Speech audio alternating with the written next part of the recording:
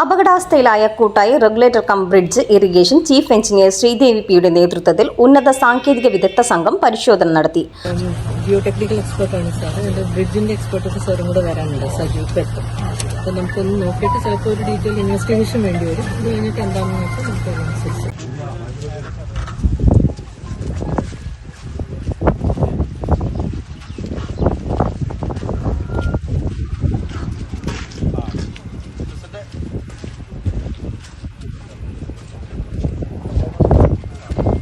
Advocate V S Joy MLA സാന്നിധ്യത്തിലായിരുന്നു പരിശോധന. പരിശോധനയിൽ പാലത്തിന്റെ 5 സ്പാനുകൾ പൂർണ്ണമായും തകർന്നതായും തൂണുകൾക്ക് 52 സെന്റിമീറ്റർ വരെ താഴ്ച സംഭവിച്ചതായും കണ്ടെത്തി.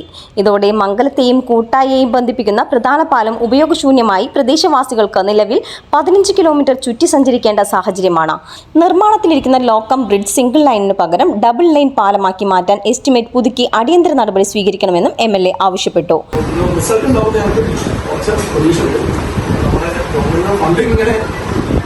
ഈ കുട്ടായി കുറിച്ചിടാതെ റിസൾട്ട് ഉണ്ടാവാം എന്ന് മാത്രം. നിങ്ങൾ എന്ത് സ്റ്റഡി നടത്തി അതിന്റെ കൃത്യമായ റിപ്പോർട്ട് നടത്തിയാലും ബലമുണ്ടോ ബലമില്ല അത് അതിനകത്ത് മുന്നോട്ട് പോകണമെങ്കിൽ ഞങ്ങൾക്ക് കുഴപ്പമില്ല. ഇതിൽ താൽക്കാലികമായിട്ട് എന്തെല്ലാം സ്പീഡാണെങ്കിൽ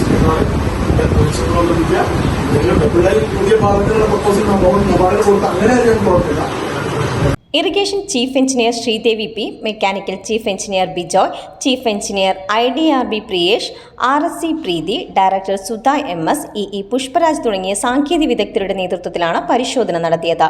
മംഗലം ഗ്രാമപഞ്ചായത്ത് president CM Ramla teacher, vice president AK Saleem, M Abdullakutty, CM Purushothaman master, Anitha Kishore, CM Hasan, Aneesh VP, Moideen Koya, Salam Thanikkad, Seethi, Saleem Koottayi തുടങ്ങിയവർ ഒപ്പമുണ്ടായിരുന്നു. CNTV എടപ്പാൾ.